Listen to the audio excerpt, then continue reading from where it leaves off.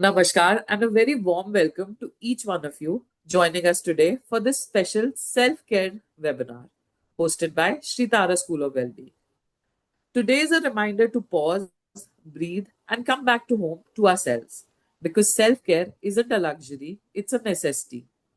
For those of you who are new to us, Sritara School of Wellbeing was founded in 2019 with a heartfelt mission to make mental, emotional, and relationship well being accessible, meaningful, and deeply human.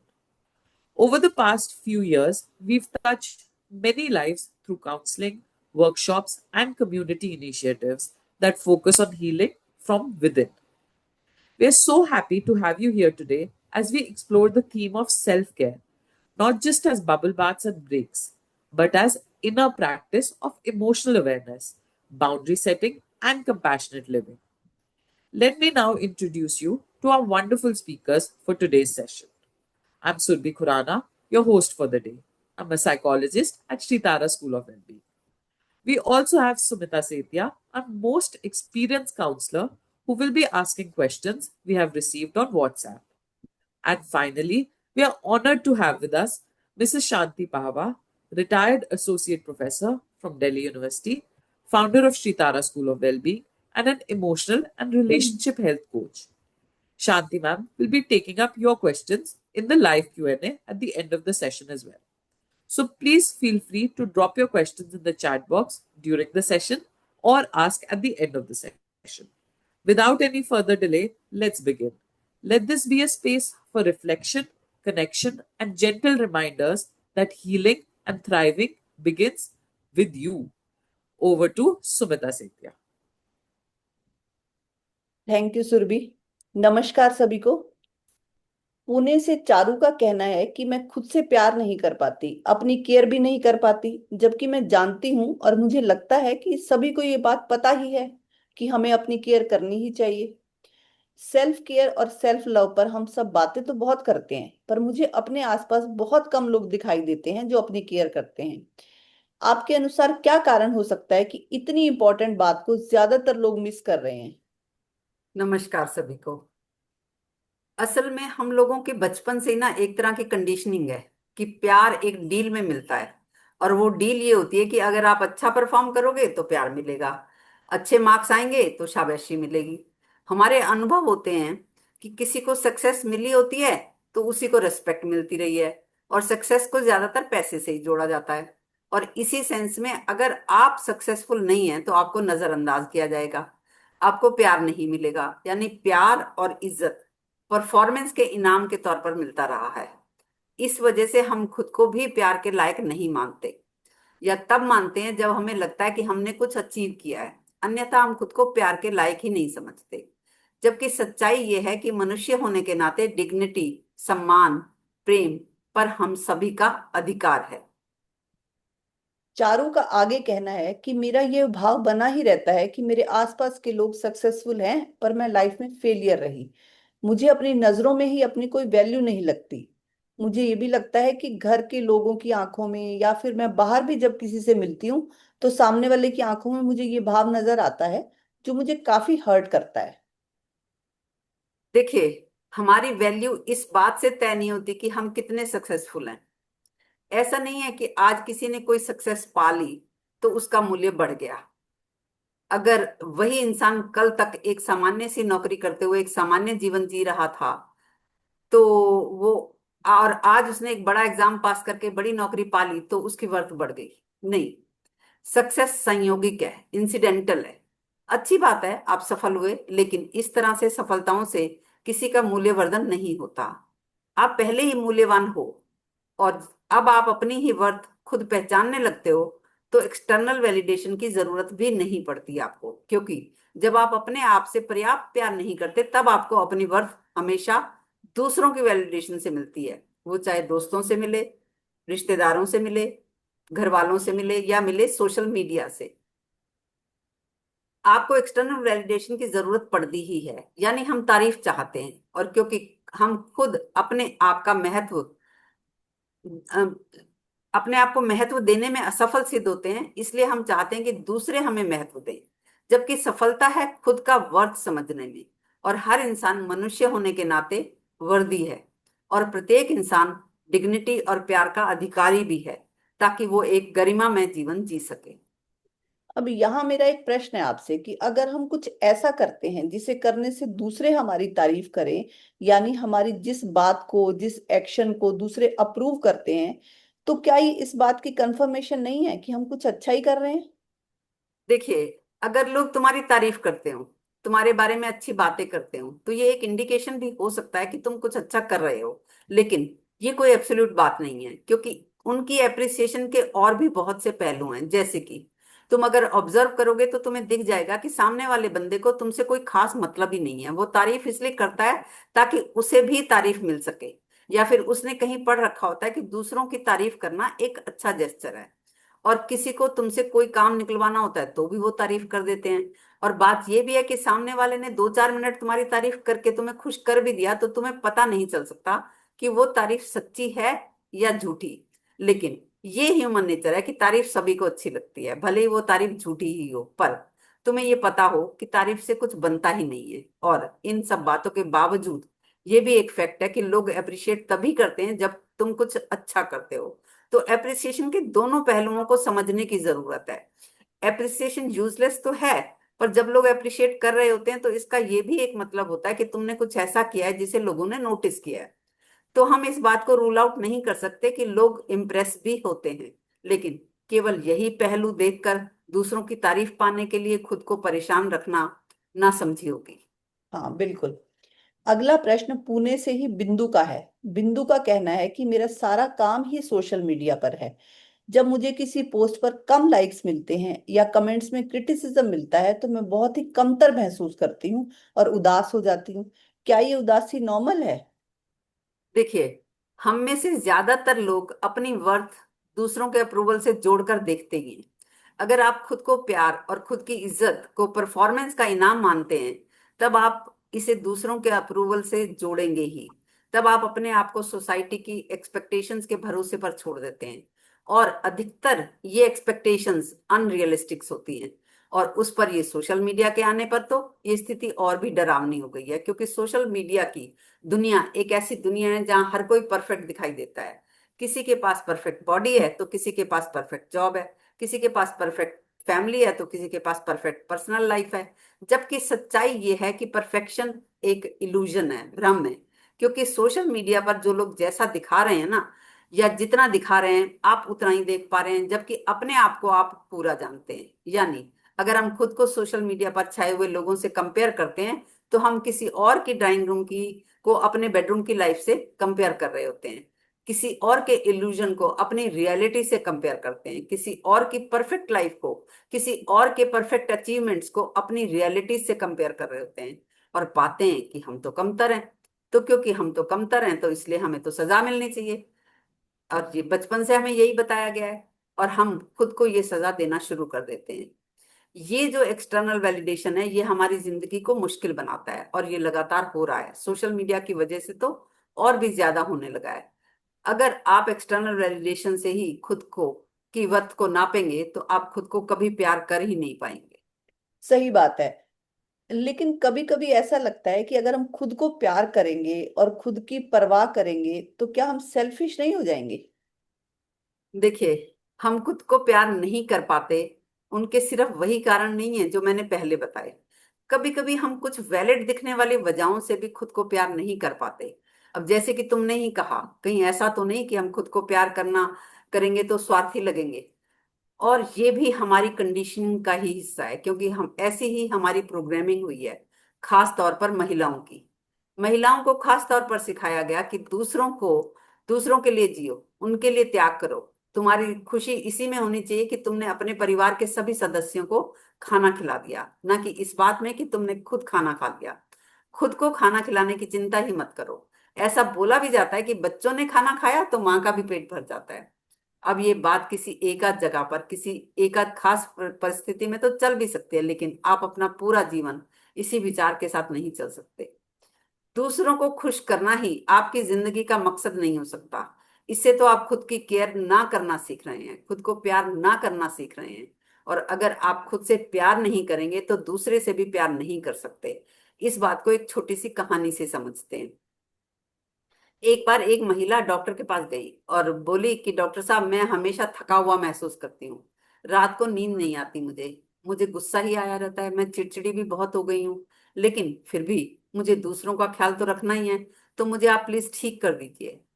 तो doctor ने उससे कुछ नहीं कहा, बस एक खाली गिलास देकर कहा कि इस गिलास से दूसरों के गिलासों में पानी भरने की कोशिश करो। तो वो महिला बोली कि कैसे, मेरा गिलास तो खाली है, मैं इससे कैसे दूसरों के गिलासों में पानी भर सकती हूँ। डॉक्टर मुस्कुराए और बोले, बिल्कुल, जब तक आप खुद का गिलास नहीं भरेंगी आप दूसरों के गिलास में कुछ भी नहीं डाल सकते। सही कहा आपने, जो कुछ हमारे पास है ही नहीं वो हम दूसरों को कैसे दे सकते हैं। लेकिन बहुत बार ऐसा होता है कि हमसे कोई ऐसी गलती हो जाती है लाइफ में कि हम अपने आप को माफ ही नहीं कर पाते। तो उसके लिए क्या किया जा सकता है? देखो, ऐसा इसलिए होता है क्योंकि हम सभी ना परफेक्शन के पीछे भागते हैं, और इसकी वजह से हमें लगता है कि हमारी गलतियां तो अक्षम्य हैं, यानी हमारी गलतियां माफी के काबिल ही नहीं है। यहाँ तक कि बाकी दुनिया हमें हमारी किसी गलती पर माफ कर भी दे, लोग सोचें कि कोई बात नहीं, इंसान है और इंसानों से गलती हो जाती है। दूसरे लोग हमें क्षमा कर भी दें, लेकिन हम खुद को माफ ही नहीं कर पाते। हम दूसरों की गलतियां माफ कर सकते हैं, लेकिन हम अपनी गलतियां माफ करना कभी नहीं सीखते, जबकि हम खुद भी अपनी माफी डिजर्व करते ही हैं। अगर हम ये जान लें कि परफेक्शन कुछ होता नहीं, हम और बेहतर तो कर सकते हैं, लेकिन परफेक्शन एक इल्यूजन है, भ्रम है। इस बात को जानने से हमारे अंदर माफ करने की घटना घट जाती है, और फिर ये दोनों घटनाएं साथ साथ घटती हैं, यानी जब हम खुद को माफ करना सीखते हैं तब हम दूसरों को भी माफ कर पाते हैं, और जब हम दूसरों को माफ करने लगते हैं तो हमें खुद को भी माफ करना आ जाता है। हाँ, आपने कहा कि हमें अपनी वर्थ जाननी है, अपनी वैल्यू करनी है। तो क्या अपनी ही वैल्यू करने का मतलब ये नहीं होगा कि मैं भी कुछ हूं, यानी आई एम समथिंग? अहंकार या नार्सिज्म तो नहीं हो जाएगा ये? देखिए, मैं ही सब कुछ हूं, ये नार्सिज्म ही है। पर मैं भी कुछ हूं, ये सेल्फ लव है। और इन दोनों में अंतर है। जब आप अपने आप को जानेंगे, समग्रता से जानेंगे, यानी अपने बारे में सब जानेंगे, अपनी ताकत, अपनी कमजोरी, अपने डर, अपने स्वभाव को, अपनी आदतों को, सबको अवेयरनेस में देखेंगे, तो खुद को एक नॉर्मल सा, साधारण सा इंसान ही देखेंगे, ना इससे ज्यादा और ना ही इससे कम। तो आप फिर खुद की इज्जत और खुद को प्यार भी कर पाएंगे, और यही होगा सेल्फ लव। और तब हम खुद से जुड़े सवालों को एक्सटर्नल वैलिडेशन के बेसिस पर नहीं तय करेंगे, हम खुद के लिए खुद तय करेंगे, और खुद ही के लिए करेंगे और खुद ही तय करेंगे। किसी और को अच्छा लगेगा इसलिए तय नहीं करेंगे। हम खुद तय कर रहे होते हैं कि मैं जो काम कर रही हूँ वो एक वर्दी काम है, उसका जो भी मूल्य है मैं उस मूल्य से खुश हूँ। अगर ऐसा ना हो तो अच्छे शिक्षक कभी अच्छे शिक्षक नहीं हो पाते, वो एक्सटर्नल वैलिडेशन ही ढूंढते रहते, जबकि वो जानते हैं कि वो एक महत्वपूर्ण काम कर रहे हैं। और वो वैलिडेशन शुरुआत में तो उन्हें खुद से ही मिलता है, और सामने वालों की आंखों की चमक से मिलता है। आपकी बात से ये तो समझ आ गया कि एक गरिमामय जीवन जीने के लिए सेल्फ लव बहुत इंपॉर्टेंट है। पर प्रैक्टिकली ये होगा कैसे? क्या करना होगा इसके लिए? देखो सुमिता, जैसा कि कहा जाता है कि प्यार किया नहीं जाता, हो जाता है। तो ये जो खुद से प्यार की बात है ना, ये बात यहाँ भी लागू होती है, और इसके लिए पहला काम तो खुद को समग्रता से जानने का होता है। और फिर जैसा कि कहा गया है कि खुद को जाना तो जग को जाना। और दूसरी बात यह है कि परफेक्शन को छोड़ दीजिए। परफेक्शनिस्ट होना कोई अच्छी बात नहीं है, क्योंकि परफेक्ट दरअसल कोई होता नहीं है। ना मैं परफेक्ट हूं, ना आप परफेक्ट हैं, और ना ही कोई और परफेक्ट है। गलतियां होना, कुछ कमतर परफॉर्म करना, ये सब एकदम नॉर्मल है। और ये खुद को जानना और परफेक्शन को छोड़ना कोई घटना नहीं है, ये एक प्रोसेस है। इस प्रोसेस के दौरान ही खुद से प्यार हो जाता है। और ये बात मैं अपने अनुभव से जानती हूँ कि ये वाला प्यार भी किया नहीं जाता, हो जाता है। देखिए, सेल्फ लव कोई लग्जरी नहीं है, ये एक जरूरत है, ये एक तरीका है जिसमें आप अपने आप को भी एक इंसान की तरह देखते हैं। अब आप एक ऐसी दुनिया में हैं जिसमें आप भी दूसरों के बराबर के इंसान हैं। तो इस तरह से आप खुद को एक्सेप्ट करते हैं, आप ये मानते हैं कि मैं गलती कर सकता हूँ, मुझसे भी गलती हो सकती है।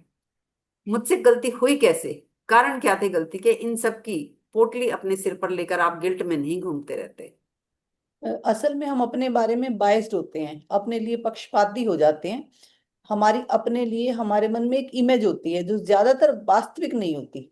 तो हम खुद की वास्तविक इमेज इमेज देख पाए, इसके लिए क्या किया जा सकता है? सही कहा सुमिता तुमने।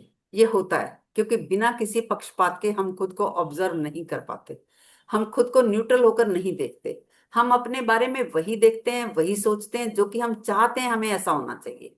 हम अपने में उसे कभी नहीं देख पाते जो कि हम वास्तव में होते हैं। अगर कोई साइंस में गड़बड़ करता है तो कोई ना कोई उसे पकड़ सकता है, लेकिन सेल्फ अवेयरनेस में, खुद को जानने के बारे में, तुम जो भी अपने बारे में कहोगे उसे दूसरा कोई नहीं पकड़ सकता। बाहर की दुनिया में तुम कुछ भी प्रूव करो तो कोई ना कोई रिव्यू करके तुम्हें बता देगा कि ये तुमने गड़बड़ किया, लेकिन सेल्फ को जानने में तुम्हें कोई रिव्यू करके बता नहीं सकता कि तुम यहाँ कुछ गड़बड़ कर रहे हो, क्योंकि अपने ऑब्जर्वर तुम खुद ही हो। ये एक पहलू है, लेकिन जब हम इन सब बातों को जान लेते हैं तो हम खुद को भी न्यूट्रल होकर देख पाते हैं। और फिर जब तुम्हें अपने ही बारे में हर बात पता लगती है, हर बात का मतलब हर बात, अपनी हर आदत, अपना हर स्वभाव, आप अपने बारे में सब जान लो, बस जो है वो है, तभी तुम्हारी तुमसे मुलाकात होती है। ये खुद से मुलाकात ही सबसे हसीन मुलाकात है। और जब ऐसे हमारी मुलाकात हमसे होती है तो हम कैसे भी हों, हम खुद को पसंद करने लगते हैं। अब यहाँ एक प्रश्न है आपसे कि अगर हम खुद को पसंद ना भी करें एक बार को, तो क्या नुकसान हो सकता है? सेल्फ लव के बिना भी तो सेल्फ केयर की जा सकती है। हाँ सुमिता, ज्यादातर लोगों को यही तो लगता है कि हम दूसरों को पसंद आने चाहिए, दूसरे हमें पसंद करें काफी है। अगर खुद को ना भी पसंद करेंगे तो क्या फर्क पड़ सकता है। और काफी लोग अपने आप को पसंद नहीं करते। खुश नसीब हैं वो इंसान जो ईमानदारी से अपने आप को पसंद करते हैं। देखिए, हम जिससे प्यार करते हैं, जिसे पसंद करते हैं, उसी की तो केयर करते हैं। अगर हम खुद को पसंद ही नहीं करेंगे तो हम अपनी केयर भी नहीं कर पाएंगे। यानी सेल्फ लव के बिना सेल्फ केयर करीब करीब असंभव है, और ये बहुत बड़ा नुकसान है। और फिर हम खुद को पसंद नहीं करते तभी तो हम बाहर जाकर दूसरों के फैन हो जाते हैं। किसी से पूछो कि तुम्हारा रोल मॉडल कौन है, तो कोई किसी का नाम बताता है तो कोई किसी का। कोई भी ये नहीं कहता कि मेरा रोल मॉडल मैं खुद हूं। किसी दूसरे को आदर्श बनाने की जरूरत ही क्यों पड़ती है, क्योंकि हम स्वयं को पसंद ही नहीं करते। बिल्कुल। हाँ, तो आज हमने ये जाना कि हम अपनी प्रोग्रामिंग की वजह से खुद को प्यार नहीं कर पाते, और क्योंकि हम खुद को प्यार नहीं करते तो खुद की वैल्यू नहीं करते, और इसीलिए हम अपनी केयर नहीं करते। अगर हम खुद से प्यार करेंगे तो अपनी केयर भी कर पाएंगे। अब अगला प्रश्न है आगरा से नेहा का। नेहा का कहना है कि मुझे लगता है कि मैं कोई भी डिसीजन लेती हूँ तो कुछ टाइम बाद मुझे लगता है कि मैंने डिसीजन सही नहीं लिया, और मैं फिर गिल्ट में आ जाती हूँ। इस पर आपका क्या कहना है? सेल्फ लव करने से ही हम बेटर डिसीजन मेकिंग कर पाते हैं। जब हम खुद से प्यार करने लगते हैं तो हम खुद के लिए खुद डिसीजन लेते हैं। हम कोई भी डिसीजन इसलिए नहीं लेते कि किसी और को अच्छा लगेगा। अपने लिए डिसीजन लेना हमारी जिम्मेदारी भी है और हमारी ड्यूटी भी है। ये जानने के बाद हम डिसीजन लेकर गिल्ट में नहीं आते, लेकिन खुद से प्यार ना करने की, खुद को महत्व ना देने की कंडीशनिंग बहुत लंबी और गहरी है हमारी। तो इससे बाहर आने में भी समय तो लगेगा ही, लेकिन शुरू करना बहुत जरूरी है। इससे आप अपने ही साथ एक ऐसा रिश्ता बना पाते हैं कि आप खुद को बेहतर लगने लगते हैं। इसी को खुद को प्रेम करने की शुरुआत कहा जा सकता है। खुद को पसंद करने के दो और लाभ भी होते हैं। पहला ये कि तुम फिर किसी और को इतना भी पसंद नहीं करते कि तुम उसे अपना रोल मॉडल बना लो। तुम्हारे रोल मॉडल कोई और नहीं, तुम खुद होते हो। और दूसरा, ये इच्छा, ये कामना मिट जाती है कि कोई और हमें पसंद करे। यानी एक्सटर्नल वैलिडेशन की जरूरत महसूस नहीं होती, क्योंकि हम अब खुद को पसंद करते हैं तो इससे हमें कतई फर्क नहीं पड़ता कि कोई और हमें पसंद कर रहा है या नहीं कर रहा। हम खुद को खुद देखकर ही खुश होते रहते हैं। अब हमारे लिए ये मैटर ही नहीं करता कि कोई हमें पसंद करे या ना करे। और ना ही हम बाहर के जगत में किसी को खड़ा करते हैं कि हमें तो इसके जैसा बनना है, क्योंकि हमने स्वयं को पा लिया।